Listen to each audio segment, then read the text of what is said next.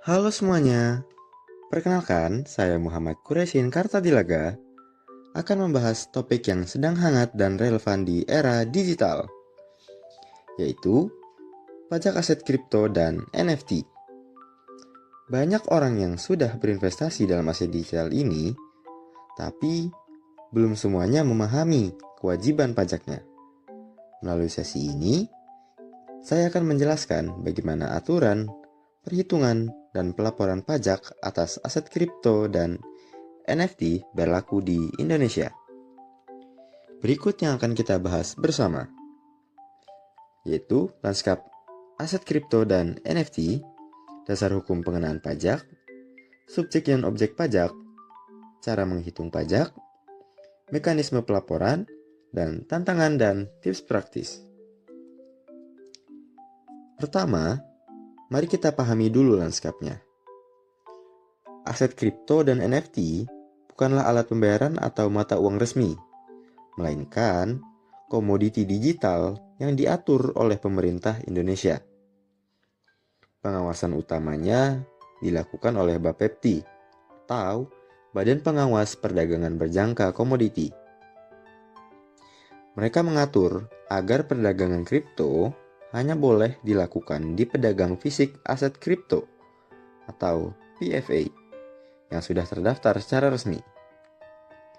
NFT juga masuk dalam kategori aset kripto ini, dan aspek perpajakannya diawasi oleh Direktorat Jenderal Pajak.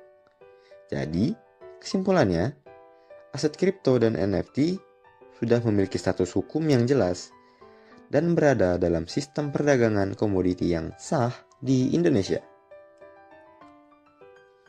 Selanjutnya, kita akan masuk ke dasar hukumnya.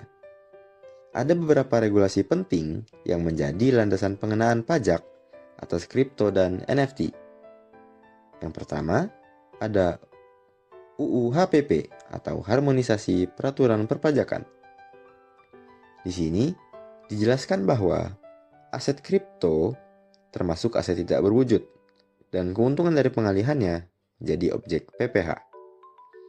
Selanjutnya, PMK nomor 68 tahun 2022. Peraturan Menteri Keuangan ini mengatur secara spesifik perlakuan pajak atas transaksi aset kripto, termasuk mekanisme pemungutannya oleh PFA. Selanjutnya ada Peraturan Direktorat Jenderal Pajak nomor 9.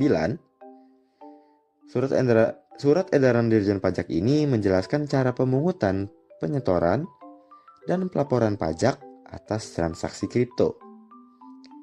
Poin utamanya adalah transaksi kripto bukan lagi gray area. Semuanya sudah diatur secara resmi oleh hukum di Indonesia. Sekarang, siapa yang harus bayar pajak dan apa yang dikenai pajak? Subjek pajak adalah wajib pajak orang pribadi yang melakukan jual beli kripto. Wajib pajak badan atau perusahaan, termasuk pelaku trading, investor, maupun penambang kripto, atau istilah lainnya adalah miner. Objek pajak meliputi keuntungan dari penjualan atau pengalihan aset kripto, imbalan dari kegiatan mining atau staking, airdrop, dan hadiah aset kripto lainnya. Setiap penghasilan dari aktivitas tersebut wajib dilaporkan kepada DJP. Lalu, bagaimana cara menghitungnya? Dasar perhitungannya adalah PPh final 0,1% dari nilai transaksi penjualan aset kripto. Pajak ini langsung dipungut oleh PFA pada saat transaksi terjadi. Contohnya, jika A menjual aset kripto senilai 50 juta, maka pajaknya adalah 0,1% dikali 50 juta, sama dengan Rp50.000. Pajak ini bersifat final, artinya tidak perlu dihitung ulang di SPT tahunan, namun tetap wajib untuk dilaporkan. Lalu, bagaimana mekanisme pelaporannya? Saat Anda menjual aset di platform PFA, PFA otomatis memungut pajak 0,1%.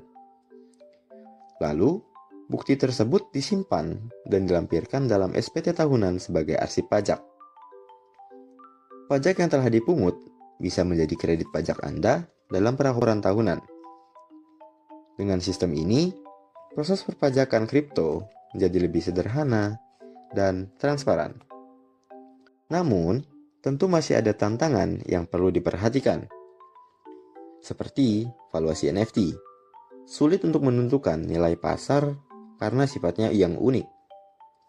Lalu transaksi lintas negara, jika melalui exchange luar negeri, pajak tidak otomatis dipungut oleh PFA, jadi wajib pajak tetap harus melapor mandiri.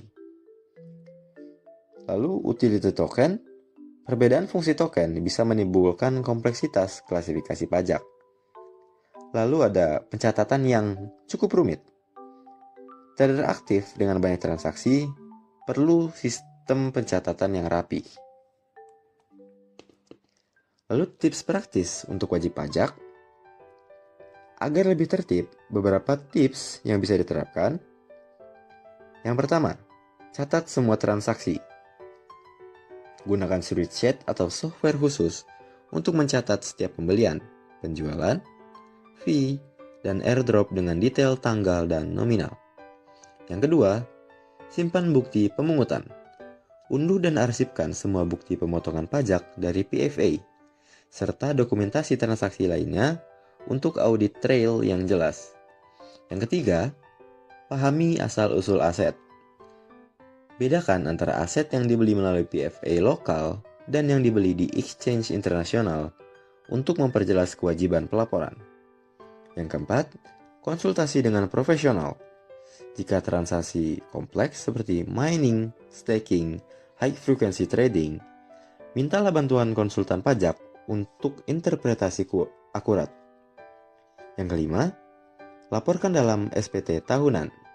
Meski sudah dipungut final, tetap laporkan bukti sebagai bagian kewajiban lengkap dan hindari pemeriksaan yang tidak perlu di masa depan. Lalu untuk kesimpulan, ada beberapa poin-poin penting yang perlu kalian ingat. Kepastian hukum. Aset kripto dan NFT memiliki kepastian hukum yang jelas dari sisi perpajakan di Indonesia. Lalu untuk PPh final 0,1%. Pajak utama adalah PPh final 0,1% atas nilai penjualan. Dipungut langsung oleh PFA terdaftar. Lalu untuk kewajiban pelaporan, wajib pajak harus melaporkan bukti pemungutan dalam SPT tahunan sebagai bagian dari kewajiban perpajakan. Lalu, disiplin pencatatan. Pencatatan teratur dan pelaporan tepat waktu adalah kunci untuk memenuhi kewajiban perpajakan dengan baik dan menghindari masalah hukum. Dengan pemahaman yang benar, kita bisa tetap berinvestasi di dunia digital secara legal, aman, dan patuh pajak. Sekian yang bisa saya jelaskan kepada kalian. Saya akhiri.